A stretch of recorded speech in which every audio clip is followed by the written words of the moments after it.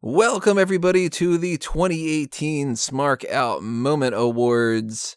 How y'all doing, everybody? We are going to get into everything that was good and bad of WWE and on the Smark Out Moment side of things. So, man, strap yourselves in. We got a long one here. We have 6 different sections here filled with a grand total of 81 different awards to talk about. And before we get started talking about all these other kind of things, we just want to introduce the concept, introduce ourselves, and everything else that's going on here. I am your host, as always, Tony Mango, and joining me, as always, are my usual panel buddies. We've got Robert DeFelice. Hello. And Callum Wiggins.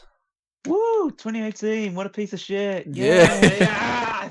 It's finally ending, and now we can start the piece of shit that's 2019. There's going to be so many people with those New Year's goggles on that are just going to be like, 2019. Just gonna, we'll see. But we've got a year away before all the terrible 2020 puns, and I think that's important. 2020 puns? Yeah, like, what are you doing next year? I don't know. I don't have 2020 vision. Oh, yeah. I'm going to have to make a lot of those. Especially since I need a new pair of glasses, so I'm gonna do well with 2019, I guess. I don't know. But for those who don't know how the Smark Out Moment Awards works, well, we have, as I mentioned before, 6 different umbrella sections here. The first part we're going to be doing in this section, if you're listening to this on iTunes and Stitcher, everything is going to be in one lump sum, but YouTube is where we kind of dictate the way that we go with the flow of a lot of different things here, so the first part is going to be the technical skills. The second part will be the writing awards. Then we will go into the programming awards, the on-air personality awards, the wrestler awards, and finally we will wrap things up with the Smark Out Moment Smack Talk awards, which we've changed a bunch of categories over the course of this past year, and we'll kind of get to those in some different little sections here and there. One of them being that I actually manipulated a couple different technical skills things. I used to have title reign into the technical skills, and you're not going to see that here. That was boosted over to the writing awards, because that makes more sense that way. Got rid of the... you know what, I'll talk about them all right now instead of going individual thing. We switched the whole title reigns thing. The Legend Comeback Award has been changed to the cameo appearance. The Best and Worst New Show was added. Best and Worst Documentary Show was added. We got rid of the Best and Worst On-Screen Couple. Got rid of the Did You Know category because we haven't done those anymore. Got rid of the Overall Program. No longer the T-Shirt Awards because I haven't really changed too many T-shirts. And we also got rid of the Improvement in a Division Award because I kind of realized that the divisions don't change all that much. It's not, that much of a downgrade or an upgrade or whatever. So we've got 1, 2, 3, 4, 5, 6, 7, 8, 9 awards that we're going to be breaking down here in a best and worst for the technical skills. And we're going to start things off the way that we always start things off, with the best and the worst entrance of the year. And this constitutes everything when it comes to the pyro, the lighting, the music, what they do during the entrances, individual entrances like a specific SummerSlam or WrestleMania one, or just the ones that they do every single week. So the best and the worst in that category. I have, for my best, Charlotte Flair at WrestleMania. I really liked that they had the usual Ric Flair also sprog there with Ustra, and then went into Charlotte's theme. She's got the pyro, the way that she was dressed worked really well for that. She's got the guards on the side. I like that quite a bit. My worst, though, I have Triple H and Stephanie McMahon at WrestleMania because they had the same motorcycles as last year, and it was incredibly lame. Nothing was special about it whatsoever. I'll talk about my honorable mentions once we wrap things up like that, but who wants to go next? Your best and the worst entrance of the year. I guess I'll take my ones now. Best, if it was going to be for an individual entrance, I would go with Charlotte Flair's one from WrestleMania 34, but I've decided to go with an overall thing for my 2 ones. So my best overall entrance is the Velveteen Dream. Not a bad choice. the style and the grace and the obviously it boils down to more of an attire thing, but just the way that he reveals it, the way that he moves towards the ring, the way that he talks to the camera while he's doing and he lip syncs his own theme music is just it's all just really well done. And the worst overall is Sanity since their move to the main roster, because the camera flies about all over the place. It makes me feel motion sick. And unfortunately, they've not been around too much, so we don't have to see that entrance that often. But they've completely ruined what they had when they were on NXT, where it's a lot more, I don't want to say cinematic, but it just felt a bit more natural, where we were just panning over and then occasionally would zoom in and out. Now it's just like, let's just grab the camera and just push it forward and backwards and forwards all the time. Somebody Not just saw Cloverfield. Yeah. What you got, Rob? For me, best, I also went with an overall theme, and my best overall entrance is Ricochet. I really like the lighting as the entrance starts. It's one of my favorite things that WWE has done with entrances since getting rid of the pyro. And for worst overall entrance, Dean Ambrose. His entrances suck every single time out. I don't like the fact that he's just like, oh, I'm so kooky. Look at the way isn't it kooky how I move? Nothing about Dean Ambrose fits to me anymore, and I really want him to change. I will say I like that that whole siren. That's an improvement, I think. It's very right to center. And a little bit of Scott Steiner, maybe. And a little bit of Perry Saturn. Yeah, there you go. So we mix all them up together and you get Dean Ambrose somehow? That doesn't make sense. Some real legendary names Yeah. Ambrose is associated with. Some of my honorable mentions, I have No Way Jose, TJP, and Naomi for best. I always have liked TJP's, like, all the stuff going on around, like, the lighting and everything. Naomi, the lighting is a main thing, and, you know, her dance moves are good. And even though No Way Jose is basically just biting off the Rosebud type thing, it's still something. You know, that's the best thing he's got going on for him. And I like the No Way Jose theme. Best, for the worst, though, my honorable mentions, I really hate the Lucha House parties. That noisemaker just pisses me off. But I really came close to giving this to Nia Jax, because the note that I had written down at the beginning of the year was, Nia Jax comes out, it seems like she's just farted and smiles because nobody knows it was her. Like, she comes out and she does that whole, like, look to the left and look to the right and smirks. And it just, I don't know, something about it's just really stupid to me. I really don't like that. Any other things you think we should bring up for best and worst entrance? An honorable mention for best for me would be Aleister Black. Yeah, he's a good one. Really love the production values of it. I also really like the Undisputed Eras. The theme music is fantastic. The pose they do in the ring, the fact that Adam Cole says boom at the time the music says boom is just great. And for worst, Tamina Snuka, because when she walks out, she's supposed to be really intimidating, and she just has a look on her face like, what the fuck am I doing here? It's just like, oh, this is going to be bad or whatever. And it usually is. So she kind of has the right to have that look on her face, but it's just not good. Another honorable mention for best, Bailey. I still love the Bailey buddies.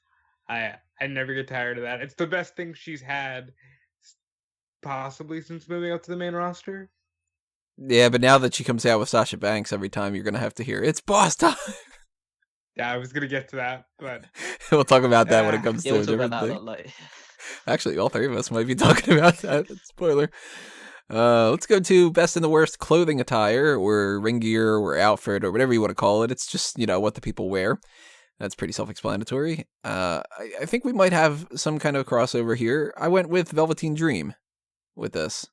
Specifically, I wanted to make note of TakeOver New Orleans. I liked what he had worn there. The Hollywood Hogan thing at War Games is really good too.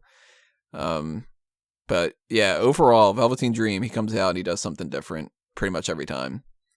But my worst, I almost gave it to Killian Dane. However, Zeuxis came out. And what the fuck was she wearing?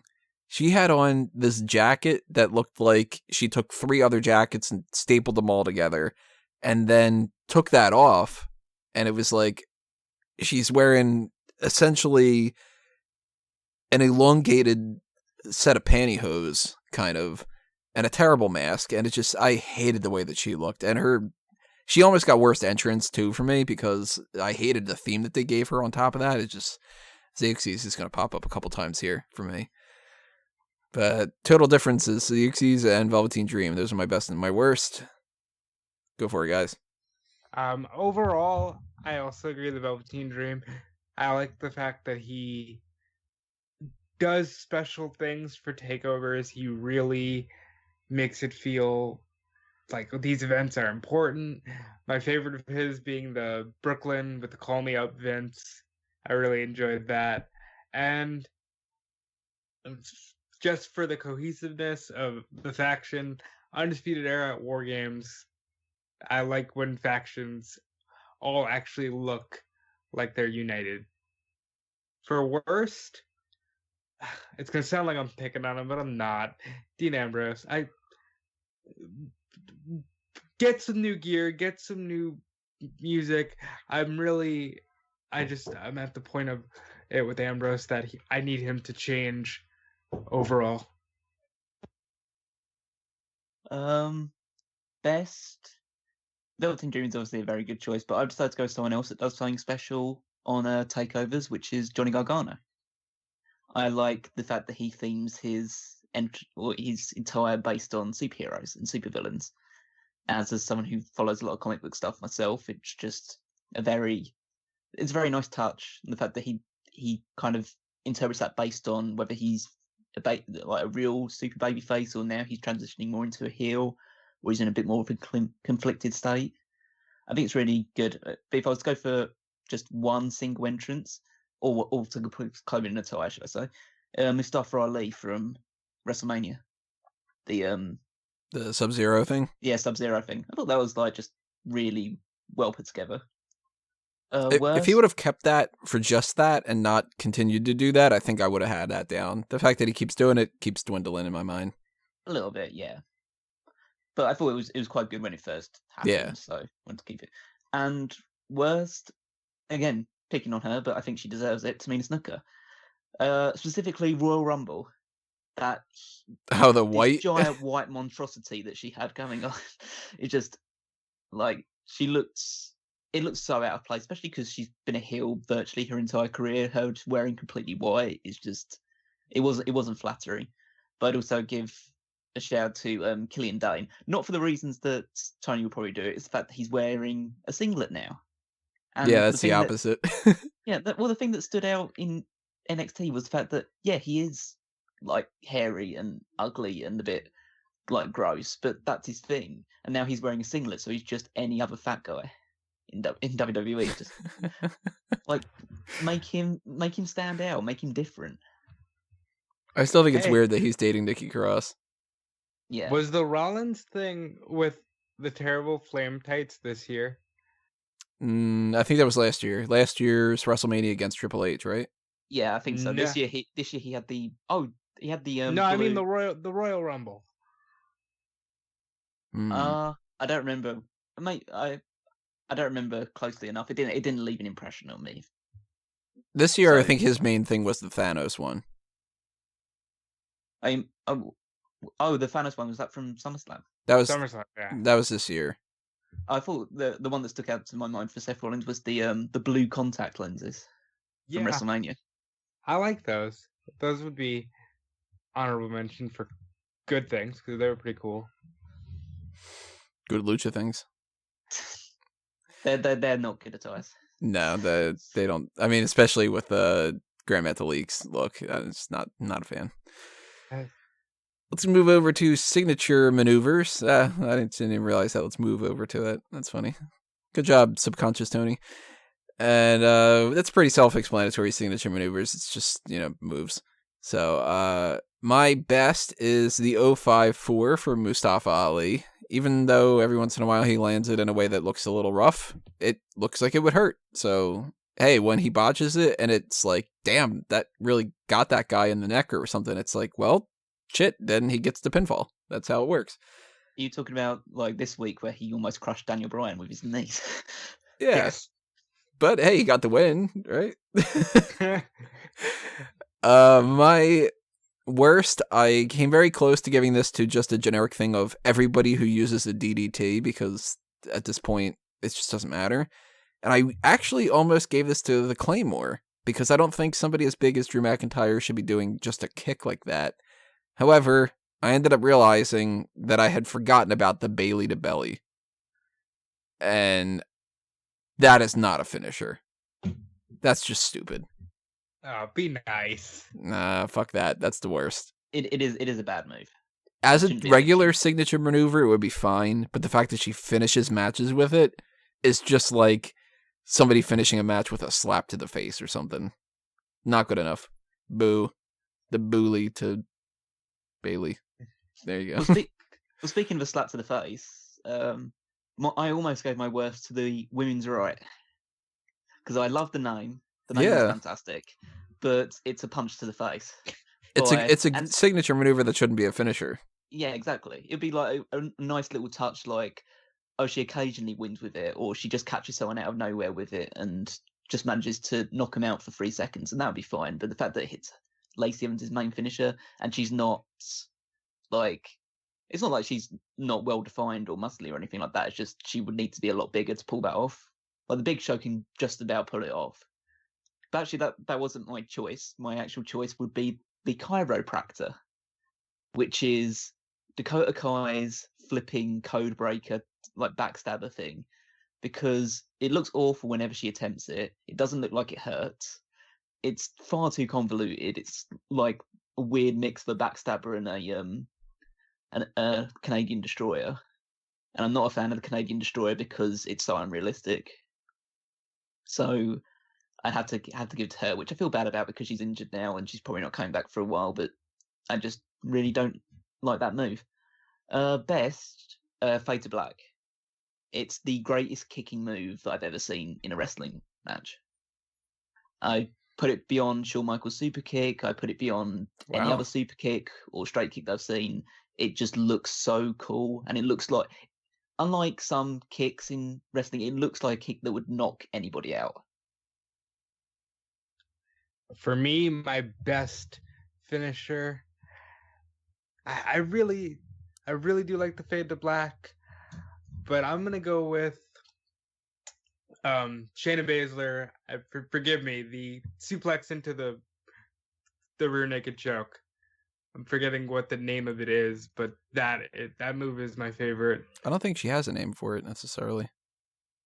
If she does, I'm forgetting it too. Callum? I can't remember exactly. I think there's a name for the actual clutch itself, but the Karafuda I think clutch. Yeah, there you go. Yeah, that's such an awesome move. It looks scary every time she does it because she's great at everything she does. Worst finisher for me, I don't like the running power slam from Braun Strowman. I just feel like there's been so many more devastating moves that even he's hit over the years that I'm just like, it's underwhelming to me. Let's go to Spot and Botch. This works slightly differently. It's not the best spot, best botch, worst spot, worst botch, that kind of a thing. It's essentially breaks down to what was the coolest spot of the year, or your favorite, like, somebody gets thrown to a table or some different things like that. And then what do you think was the most hilarious or the biggest botch that was just ridiculous, or just, wow, they really fucked that one up, or something like that. I had a lot of options for these. So stop me if you've picked. Actually, you know what? We'll backtrack for my honorable mentions, just in case anybody wants to talk about the other ones. But my best spot of the year, it was tough to pick, but I ended up going with Braun Strowman throws Kevin Owens off the cage at Extreme Rules. When he tossed him off the top of that, threw him down onto the table, and that's how the match finished. I thought it was a great way to sell the characters in a way that, Owens technically won the match, but he won it just because Braun was like, fuck it, I'm just going to throw you. And that was a rough thing to go through. I wouldn't want to do that, But I have Braun Strowman down on like 5 different things on this, so we'll be talking about him for sure in some different capacity. I'll be surprised if this one doesn't necessarily get everybody's pick for the biggest botch, but there's another one that might take it, which is I went with Titus O'Neil trips at the Greatest Royal Rumble. So good.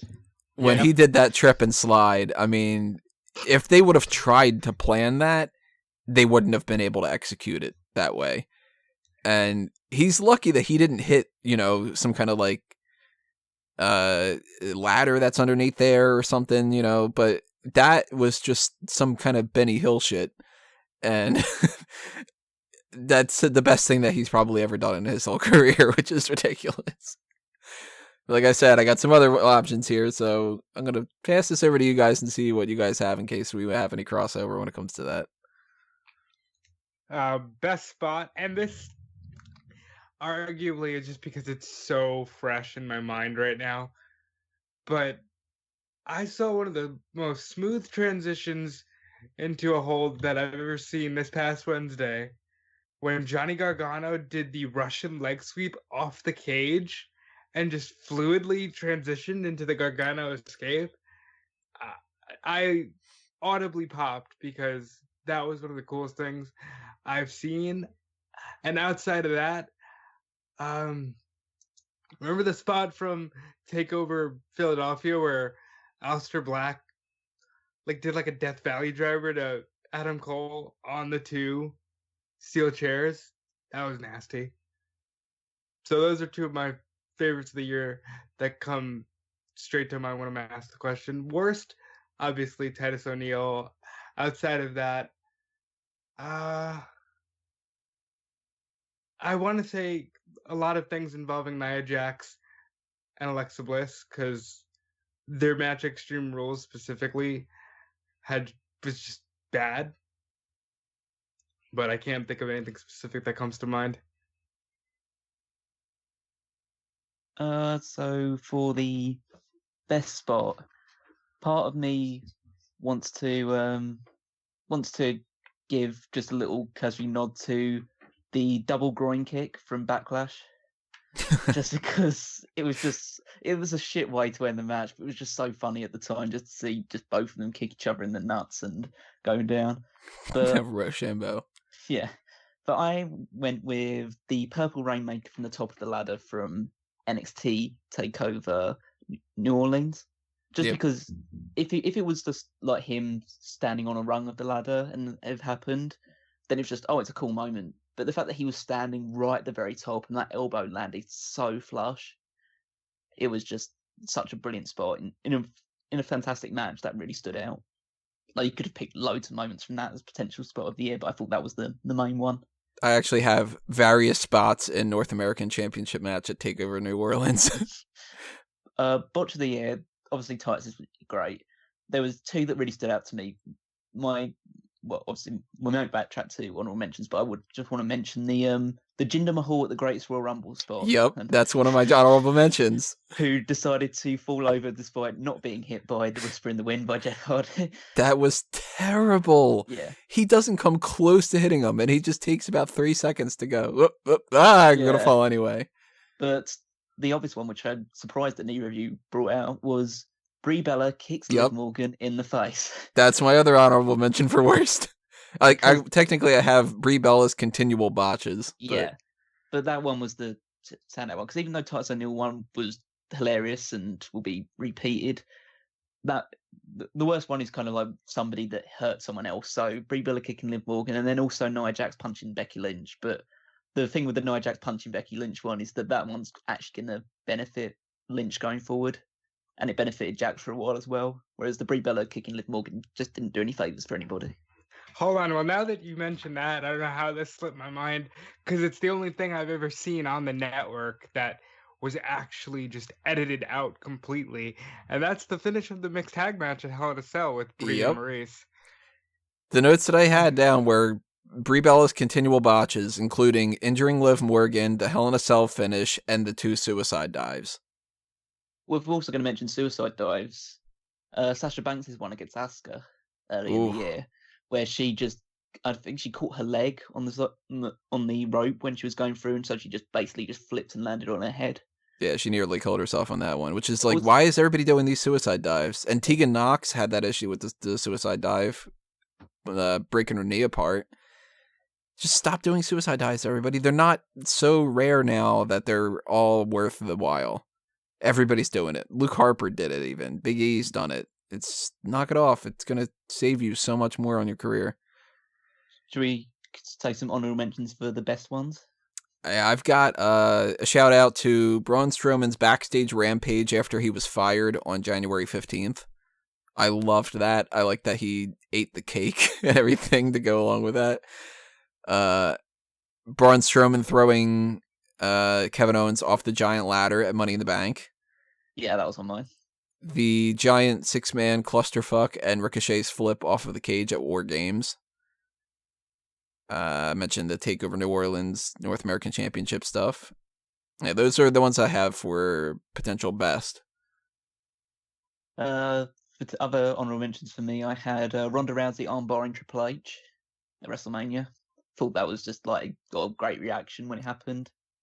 The Hell in a Cell screwdriver attack with Jeff Hardy and Randy Orton. I thought that was one of the only times that I've seen a lot of like blood in matches and stuff like that. It was one of the first real times that I just winced, even though I know that it doesn't hurt at all. It just looks disgusting. And then also just to add another Nakamura low blow into the mix, Nakamura low blowing Hardy at the at Extreme Rules a couple of seconds into the not even when the match had even started, and then hitting a Kinshasa straight after. I just thought that match was hilarious because I'm not a big fan of Jeff Hardy. That wasn't SummerSlam? I think that was SummerSlam. No, it was Extreme Rules. They had the actual match at SummerSlam, which sucked. And that's the one that ended with Randy Orton coming out and being like, "Hey guys, I'm more important." Yeah. I really liked Roderick Strong's knee to Tyler Bate when he went for the lariat where he bounces off the ropes and Strong just comes in with the fucking knee, and that's how they win the match. I really like that one. I think that was TakeOver Chicago. And I almost want to say the entirety of War Games, but I'll stick to like the spot, the Tower of Doom spot, which I don't usually like. That was really good. And Roderick Strong going on a backbreaker party, I guess you could call it, where he just backbreakers everybody in sight. But that whole match was honorable mention. Some great stuff going on with those spots. That's always one of my favorite things to do throughout the year is when something big happens like that to be like, oh man, I gotta add that to my awards to remember. And one of the more funs to look back on too. That slide though, man. Whew.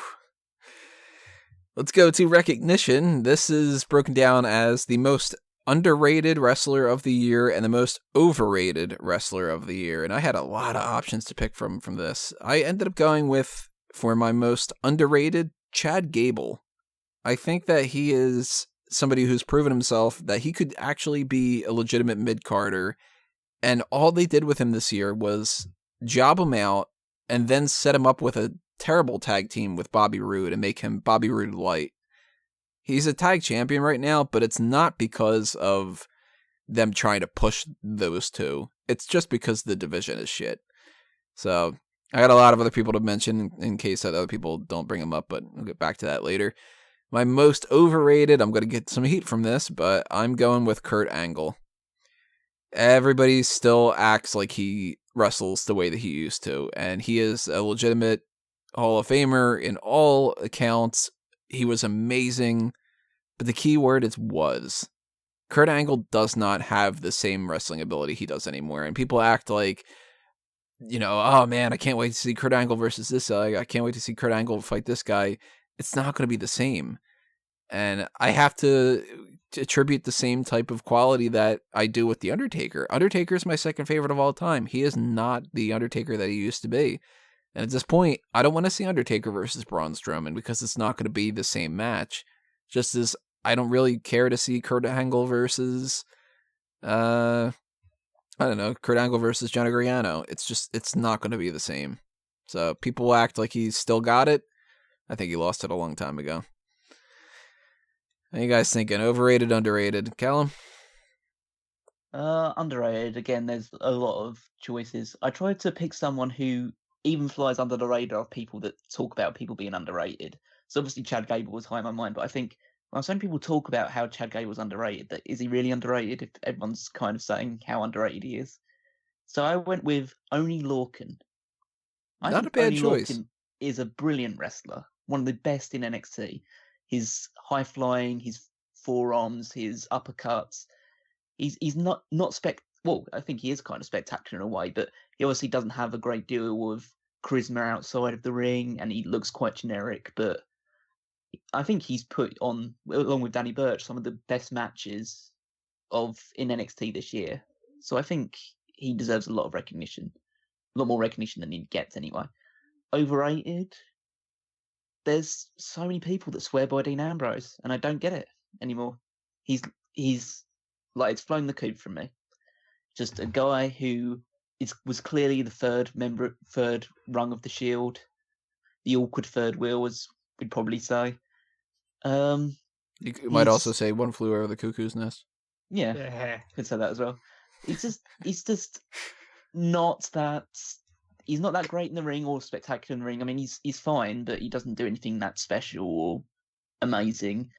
His mic work, his delivery is usually fine, but what he's saying is stupid, and it's not all his fault. But his character just doesn't seem to work at the moment.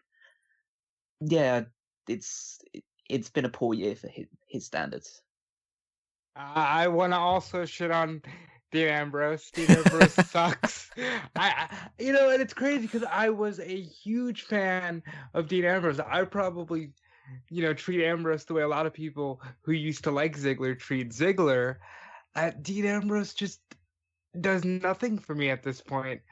But actually, I've also hit the point with Ziggler. Ziggler was the first name that came to mind with Overrated because I don't know if it was the repeated matches with Rollins, but I don't like this whole thing that he keeps calling attention to the fact that he's overlooked and underrated and blah, blah, blah. But it's like, all right, it'll be 10 years of the Ziggler character next year. And I don't think it's happening. But as far as underrated, I really, really like Bianca. Okay, Bianca, it's hard because a lot of people are coming on the Bianca train now, but I feel like just a month ago or so, nobody was talking about how good Bianca Belair can be. And when we see a lot of people getting called up to the main roster, I think Bianca is more ready than Lacey. And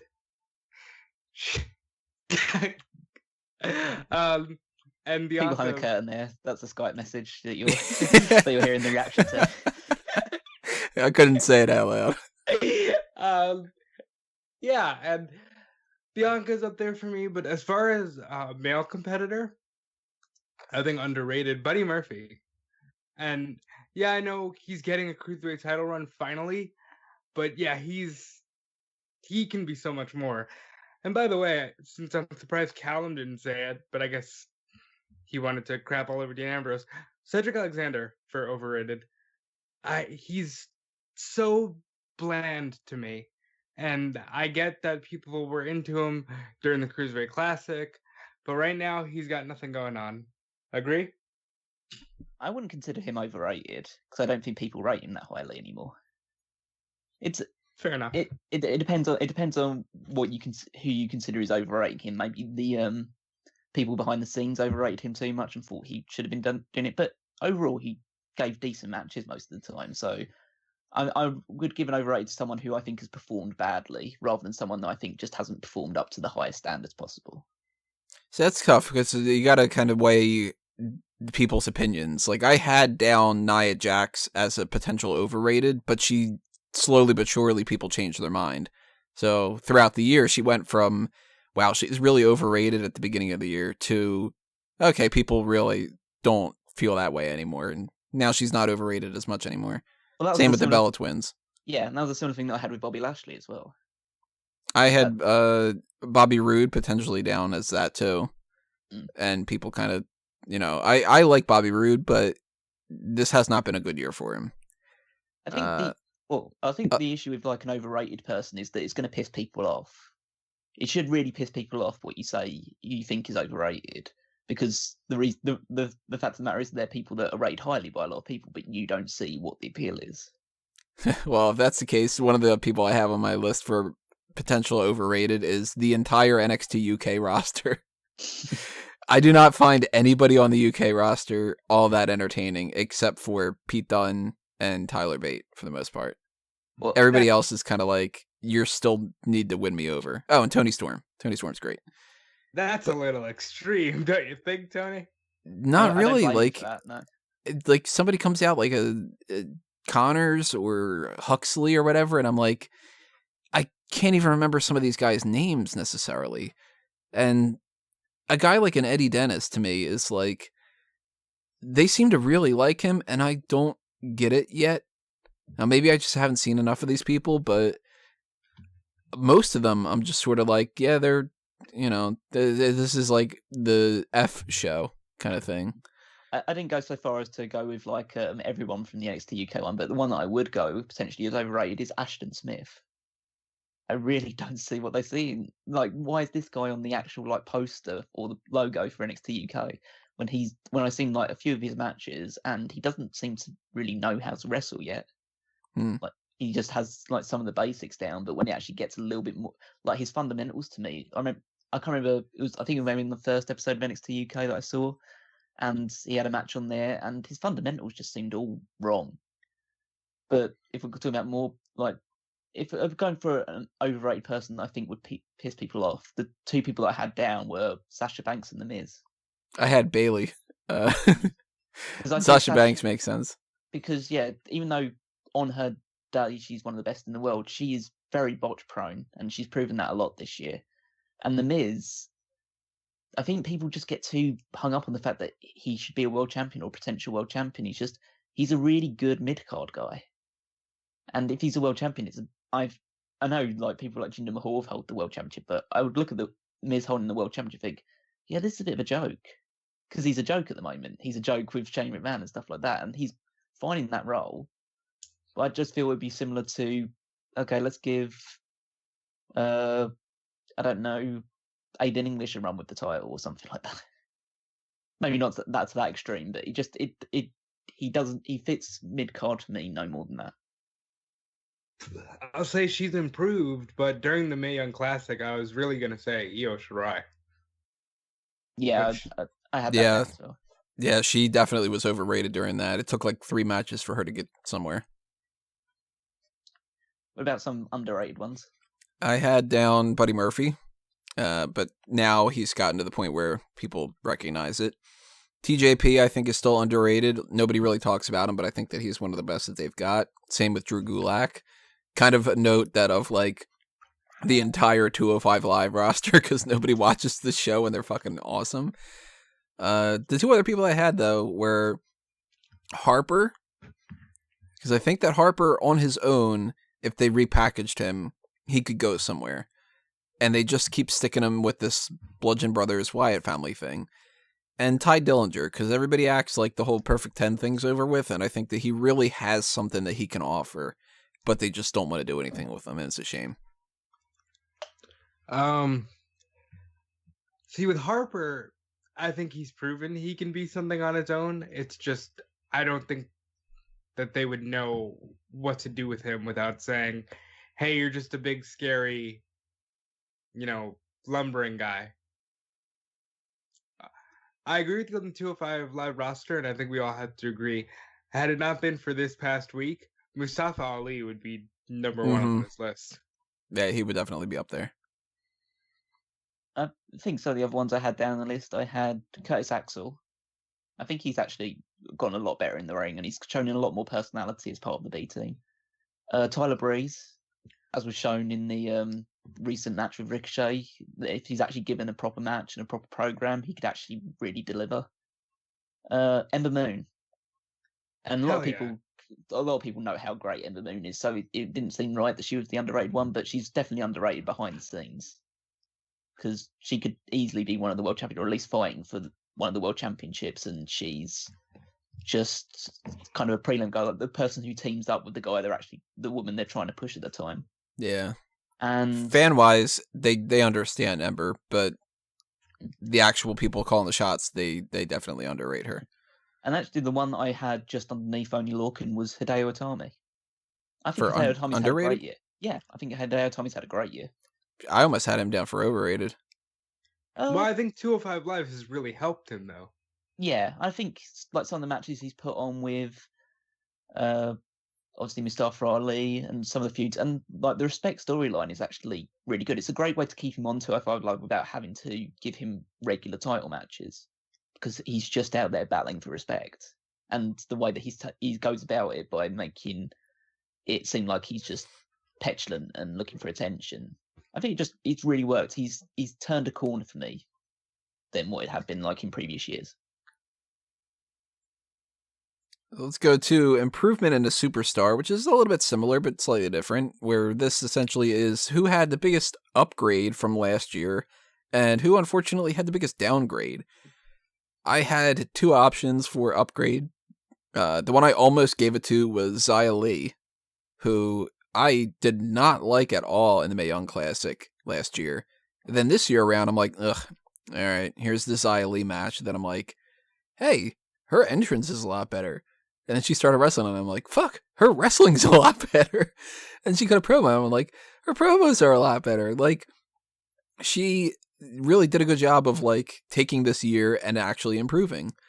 But as much as I wanted to give that to her, Buddy Murphy, man, this dude went from having one televised match in 2017, which the only reason he had that match was because it was in Australia. And it was a tag team match, so he was just kind of like, well, let's just throw Buddy Murphy in there. He's Australian. One televised match in 2017. He hadn't really done anything in 2016. He was a tag champion in 2015 and then lost the title. And it was just sort of like, this dude is going straight to the fired list. And then he goes on 205 Live. He cuts weight. He looks better than ever. He wrestles better than ever. He's now the Cruiserweight champion. He went from, this guy's clearly going to be released, to, oh shit, this dude could be a legit mid-card champion on Raw or SmackDown. Major, major improvement to Buddy Murphy. Downgrade-wise, for the longest time, all the way up until just last week, I had Asuka. Because she went from undefeated and started the year with the Royal Rumble win, and then she lost and then just fell down. But she won the title at TLC, so that completely eradicated that. So I went with Enzo Amore, because Enzo started off this year as the focal point and the champion of an entire division. And the last time we saw him, he was getting thrown out of the arena at Survivor Series because he was a fan that shouldn't have been there. It's pretty Some bad. good choices. Biggest improvement this year for me. Very, very close to giving it to Dolph Ziggler. But I had to realise that he started the year as somebody who'd given up the United States Championship, so I didn't really want to say that it was too much of an upgrade, but he definitely improved his position a lot. And then it felt like an obvious choice to give it to Daniel Bryan, because he started the year not being able to wrestle, and now he's the WWE champion. So, but I think overall I had to give it to Becky Lynch. Just someone who'd become something of an afterthought in the women's division to being the biggest star in WWE right now, I'd probably say, or at least the most over star in WWE right now. I think it's just a dramatic improvement from her in her attitude, her promo skills. Just everything has just been a huge uptick for her. Worst, I think you can't go from being the WWE champion at the end of last year to being a joke jobber and not get the worst drop in the year. So Jinder Mahal. He was my other honorable mention. Yeah. Kind of has to be, really, I think. For me, most improved, I agree with Tony on Buddy Murphy. As I said, I think he is still somebody that's a little underrated because he's on 205. But I would also say you can't discount the last 2 weeks from Mustafa Ali. He went from being on a show that nobody's watching to likely being the guy who will get the WWE title shot at the Royal Rumble. So that's up there for me. Most unimproved. God, that Jinder one is really good.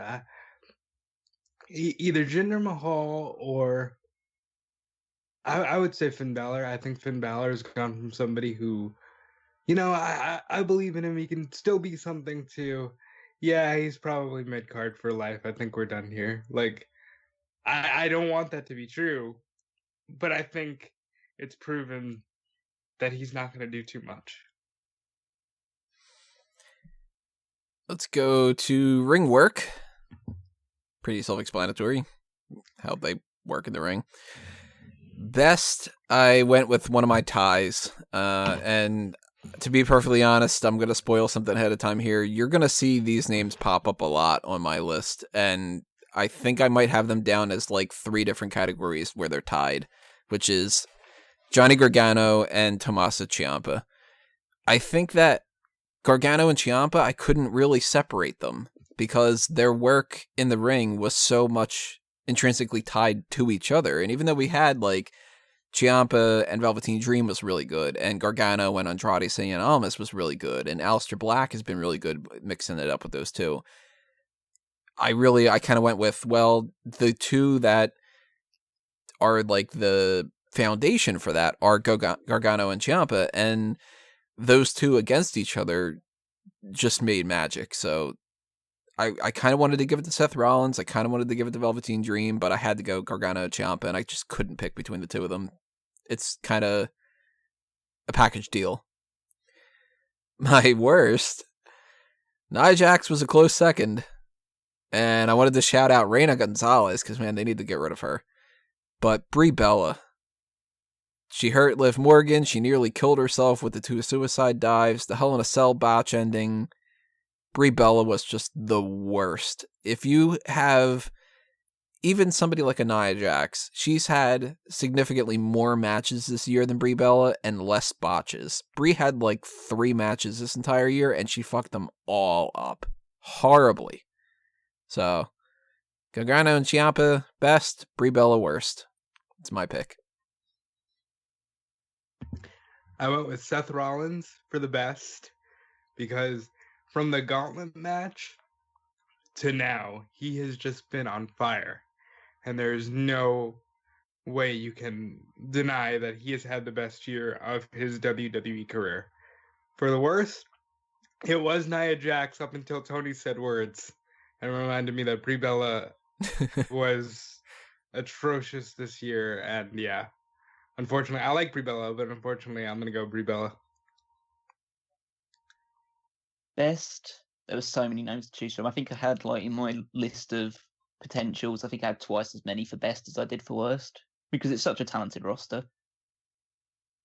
I think I have to go for, well, I have a few like just bouncing around in my head right now, but I'm going to go with Johnny Gargano on his own because even though Tommaso Ciampa is great and amazing and they put on some amazing matches together, Johnny Gargano's also had amazing matches with Aleister Black and Andrade Cien Almas early in the year as well, and Velveteen Dream on TV. Whereas Tommaso Ciampa, I don't think has reached the same level with other opponents that Gargano has reached with his other opponents. Yeah, gun to my head, if I had to pick, I'd probably go Gargano over Ciampa. Worst, 10 fucking years. And Tamina Snuka has not got any better. And it's like Brie Bella's an obvious choice as well, and I don't disagree with the decision. And I could say someone like Zigsis, but she only had 2 matches and they both sucked. But like, she clearly wasn't very good. Or Tonara Conchi, who's really bad, but has only been doing this for so long.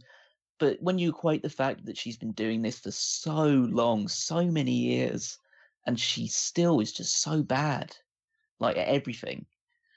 I just have to give it to Tamina Snuka for that reason. What about The Undertaker? Or does he get a pass because he's The Undertaker?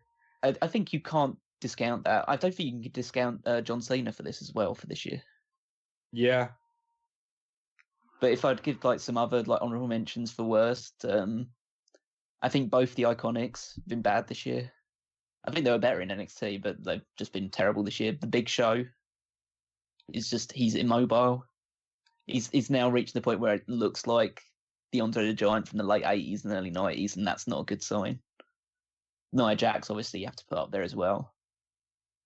But like, I'm glad you mentioned Tainara Kanchi because I think that she has proven herself to be a waste at this point.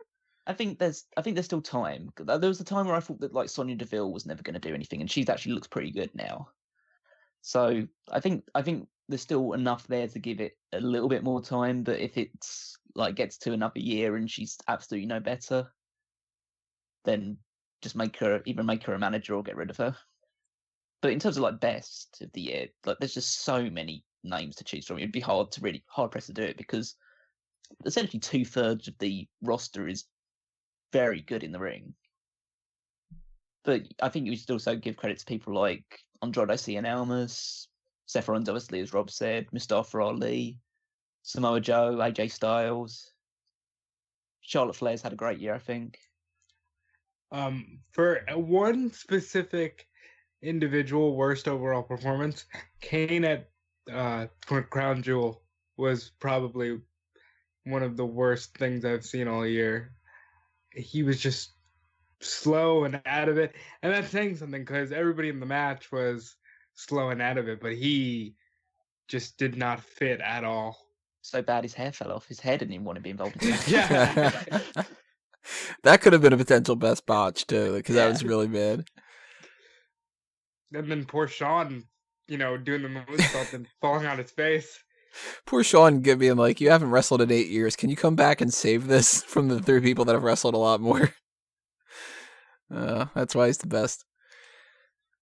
Let's go with mic work. This is just the talking side of things. And I didn't have a whole lot of options to pick from for this. I had 4 potentials for best and only 1 that I had written down for worst. So let me just get the worst out of the way. Bobby Lashley. He still just sucks so bad. And my go-to thought process when I was thinking this, I just kept thinking back to him having that promo with Sami Zayn, and he kept going, Sammy, what are you doing? What are you doing, man? What are you doing? Sammy, what are you doing? What are you doing? And it was like, oh my God, shut the fuck up. Just, what are you doing, asshole? Thank God they gave him Leo Rush, because even though Leo Rush is literally obnoxious as fuck, he's supposed to be. And his whole Lashley is better than Lashley saying anything. God, he's terrible. I almost gave this to Nia Jax after she's been doing this whole shouting into the microphone thing, though, but that's a different story. My best, I came very close to giving this to Elias. Very close. And if they would have had more Drew Gulak, I think I gave it to him last year, but he didn't do as much this year. So I ended up going with somebody who's just a basic, like, that guy always does his job extremely well, which is Triple H. Anytime he's cutting a promo, I believe him. And when they did the whole thing with the McMahons, I didn't believe a damn thing that they were saying, except for Triple H saying that, like, you guys are going to get these things, you're going to get fresh matches and whatever, because it's like, oh, that guy actually believes what he's saying. So I believe it. I actually agree with you in the sense that he's not my overall pick, but the honorable mention goes to the mic work from guys like Triple H and The Undertaker. When they're all together, it's sad that they look like shit when they have to work, but they get on the mic and they show you what is missing from promos. But I actually give my overall best to the Undisputed Era. Specifically, I love that format where they're all kind of like hanging around in that one area backstage, and it just reminds me of very old school Four Horsemen style promos, and it was definitely my most favorite stuff to watch this year. So I gave best mic work to them. Worst, Nia Jax. Fuck Nia Jax. Like, from the moment she turned heel the first time to go against Rousey, she just had not been good. And then she flipped back, did the thing at Evolution that was okay, but this most recent run, it's just been bad. Like Ronda, who hasn't been doing this nearly as long, is so much better than her promo was. Best Might Worker, I'm giving it to Samoa Joe. He's one of the only guys that can cut a promo with this awful writing that every wrestler is subjected to, and he manages to make it believable or make it sound like it fits his character. He's very Wendy. Yeah, the Wendy stuff is great. Like that almost made my catchphrase of the year as well. So. I did like the "I'll be your daddy" that thing. I was just like, you're so gross. Yeah, it's just there's very few people that can pull off the materials they're given by the writers, and I think Samoa Joe does well. And I was very close to giving it to Carmella as well. I think Carmella's great on the microphone. Have you listened to her do the R-Truth rap though? Well, yeah, it's a little bit against her, but I think she's definitely far better on the microphone than she is in the ring. Worst, Nia Jax was high up there, and you can't obviously ignore the 4-man fatal. I was going to say. But as much as it pains me to say, because I love him dearly, I give it to Kurt Angle. It's pretty bad too. He just like stumbles over his words all the time. It just doesn't work with him on the microphone. It's so hard to watch as well because he used to be so great, such great comedy timing, but now he's just lost it. Now his eyes get really big and he nods his head when he says everything, and it's just like, yeah. Well, I think this thing that I'm supposed to say. Yeah, how about that? I think it's also quite interesting that we've just made it through like talking about the best like microphone workers of the year, and none of us mentioned Paul Heyman. I was gonna mention that myself, but I figured we didn't mention him because it's a given, and he's not around nearly enough. To be honest, I'm over it. He cuts the same promo every time now. This is a spoiler. It's not whatever. It's blah, blah, blah. You know, I'm going to tout how great the person is and then say, but Brock Lesnar's going to win. Mm. I don't need to watch any Paul Heyman promos anymore. I would also say that if Daniel Bryan had been heel the entire year, he would have definitely got it from me. Just it's been just only a couple of months though, so. Quick little kind of crossover between improvement versus mic work and stuff. Ronda Rousey has gone from being absolutely terrible to being like, she's on her way. She's figuring this out. So maybe if she keeps that up, like she might be one of those people that's just kind of like, wow, she feels like really comfortable and all that. She's certainly not like a list for a best, but like she had a lot of improvement this year. Are you talking just microphone or just overall? Overall, I mean, well, ring work even better too. But like the mic work, it stood out that she was bad, and she's gotten a lot better at that. I was kind of considering it, but it's hard to say that she made a lot of improvement when she started off good. Maybe not so much on the microphone stuff, but like just in the ring in general and stuff like that. It just felt a bit like, she's had a really good first match, like arguably the best match on that entire show. So how can you really go up from there almost? But she's done it. She's definitely improved a lot and deserves to be commended for it. So our final section for the technical skills is the best and the worst match of the year. And here's where things get a little sloppy. I can't pick my best. I have a top 10, and I have not had the chance to go back and watch them all over again and really hyper-analyze them. And I literally had down stars next to almost every single one of them as, this is going to be the one that I pick. So throughout the year, I kept doing this and all that. So I will kind of go back to that. I will say I picked my worst. Stop me if I've gotten your worst pick, because I'm going to go through my honorable mentions and stuff when it comes to this too. But these were some that I had as a potential. Matt Hardy versus Bray Wyatt at Elimination Chamber. That was on my list, that was pretty bad. Yeah. I had down Becky Lynch and Naomi versus Carmella and Natalya from Fastlane, but I rewatched it and it wasn't really all that bad outside of the sloppy 2 minutes that were at the end of it. That was really sloppy, but the rest of it was just kind of fine, so it didn't win out for me on that. I had Brock Lesnar versus Roman Reigns at WrestleMania 34. I thought that was really stupid. I had Brock Lesnar versus Braun Strowman at Crown Jewel, but that's more of like a booking strategy than the match itself. I also had the Riot Squad versus Bayley, Sasha, and Natalya with the broken glasses. That was just a dumb way to end it. But my worst was Samoa Joe versus Roman Reigns at Backlash. People left the arena. I can't say that I even saw it.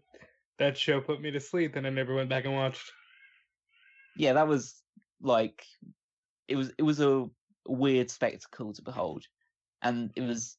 I considered that one, but I kind of veered against it because watching back and like if you kind of watch it with the sound off, it's not a terrible match. But if you ignore the fans in the attendance hating the hell out of it. Yeah, you just like drown it out like you do commentary most of the time. That's kind of how it works for me. I think all of those are obviously worthy winners. If I go through my honorable mentions for worst or ever, I had in there the Women's Battle Royal from WrestleMania 34. Thought that was really poor, even by Battle Royal standards. Carmella versus Charlotte Flair from Backlash, and Carmella versus Asuka from both Extreme Rules and SummerSlam. Yeah, they were bad. Yeah, I wasn't a huge fan of the Carmella title reign. Would also give something to the DX versus Brother in Destruction match at Crown Jewel, and also the Triple H Undertaker match from Super Showdown, because they were both far too long for the quality that was being put on. But if I was to pick like just my final one for worst match of the year, I would go with Bobby Lashley and John Cena versus Kevin Owens and Elias from Super Showdown. Because it was just a match where they beat up where Bobby Lashley got a lot of heat to start with, and then he just got beaten down really for just far too long.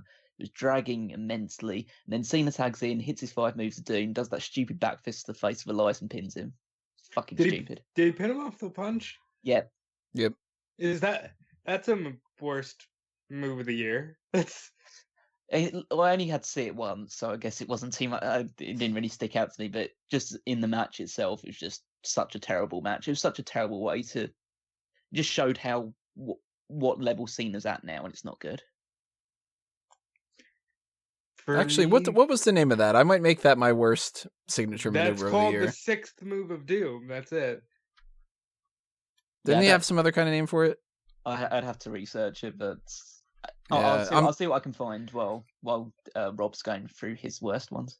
I'm retroactively making that my worst signature maneuver of the year. I forgot about that thing. Fuck that. As bad as Bayley to Belly is, that was the worst because they built that up. Fuck that. Yeah. The worst match of the year. I did think about DX and the Brothers of Destruction, but I gave them a pass because I love all 4 guys.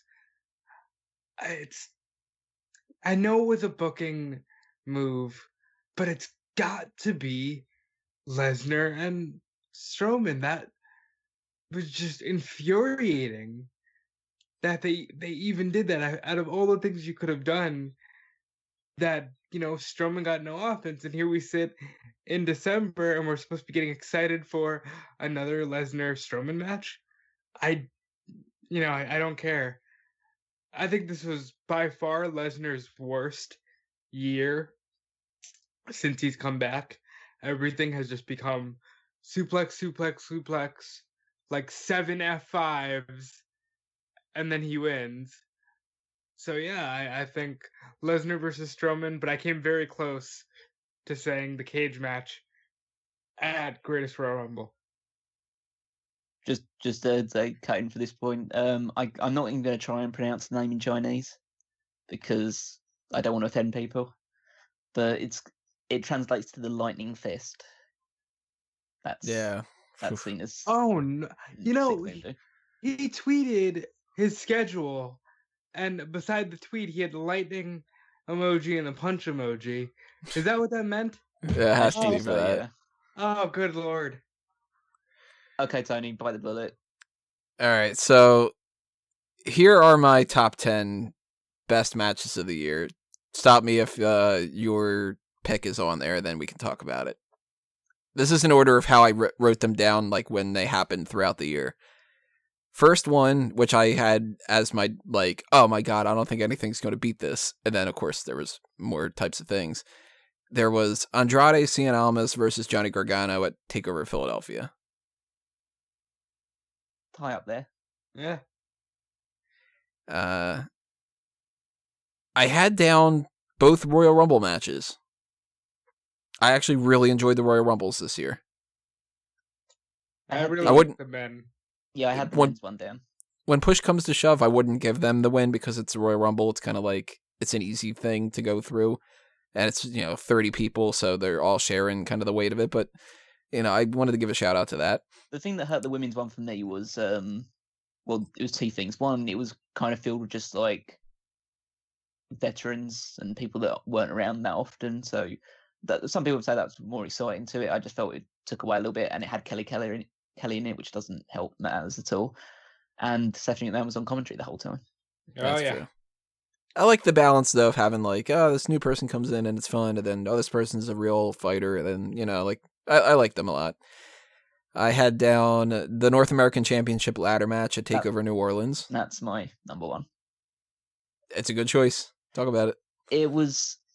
There was loads of fantastic matches this year, especially on NXT side of things, but no match kind of had that heart in your mouth feeling as much as the ladder match. I know ladder matches in themselves are just so exciting, they're full of spots and everything like that, but it was a mixture of spots, it was storytelling, all the people felt special and important, even like Lars Sullivan at that point and Killian Dane, because they were just like big men just throwing it about, and the way they'd been built up in NXT is like just two behemoths wanting to prove who's the best out of the two of them. Everything felt so special. It was the first match of the night, so the crowd was like red hot for this. Just every move that was hit, it was just met with just a huge reaction. And the six guys have gone on to do good things. Probably not so much Killian Dane because he was moved up straight after, so it's probably sucks to be him. But everyone else has gone on to do really well, and the championship looks pretty prestigious now. It's just had Adam Cole and Ricochet's holding it. Yeah, it was the perfect way to introduce a new championship. Amazing match. Amazing, yeah. Also on TakeOver New Orleans, the unsanctioned match between Ciampa and Gargano. That's mine, so I'll talk about it. There we go. See, get some good picks here. Yeah, it was just so good.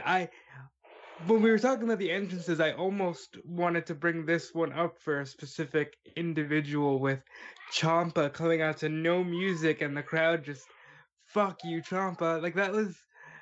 They created such an environment with this match. And then the hero won. He showed a moment of weakness, but he snapped back out of it and made the villain tap out.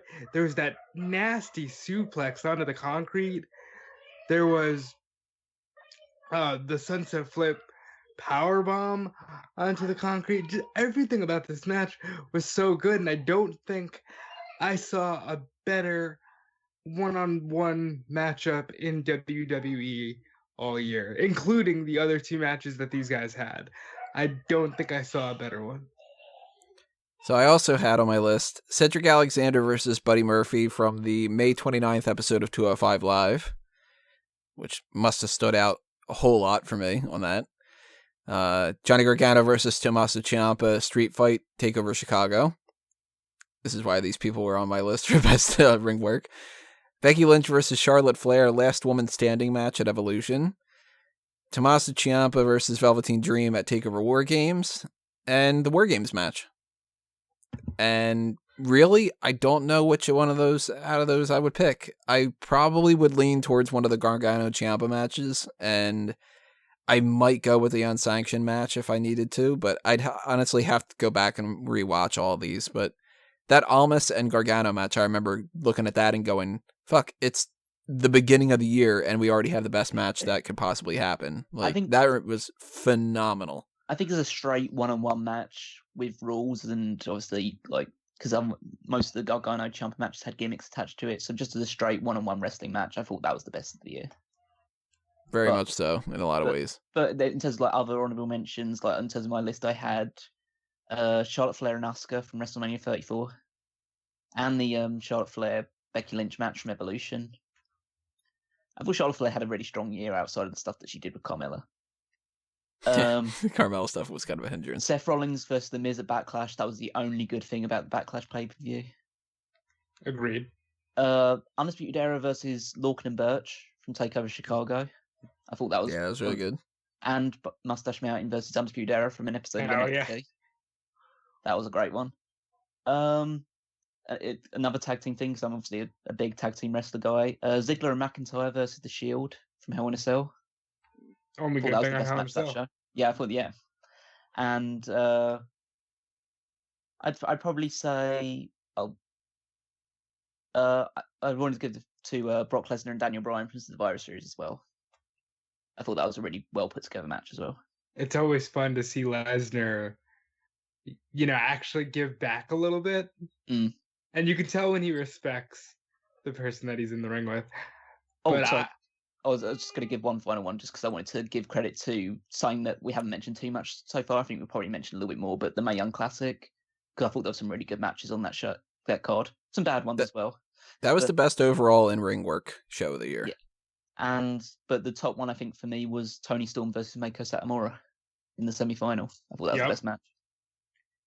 And another match I haven't heard mentioned, the Mustafa Ali Buddy Murphy DQ match. That was actually on my list. I missed that. Yeah. That was insanely good. And I would have given it to War Games because it's the only match I went back and watched 5 times this year. But I wanted to give it to a one-on-one match. But that match was absolutely phenomenal. And Ricochet, Pete Dunne, and Adam Cole on NXT.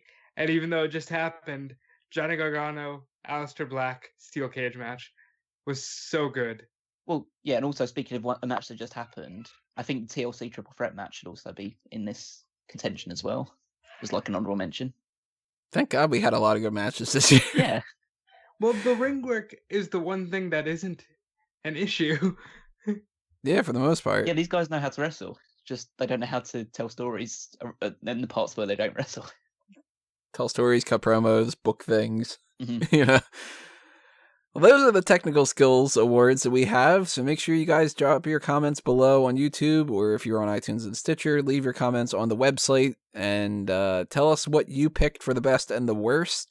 If you are on YouTube, click on the next section because that is when we're going to be getting into the writing awards. If you're on iTunes and Stitcher, all you got to do is sit back and relax, and we'll be right back. We will see you there, everybody.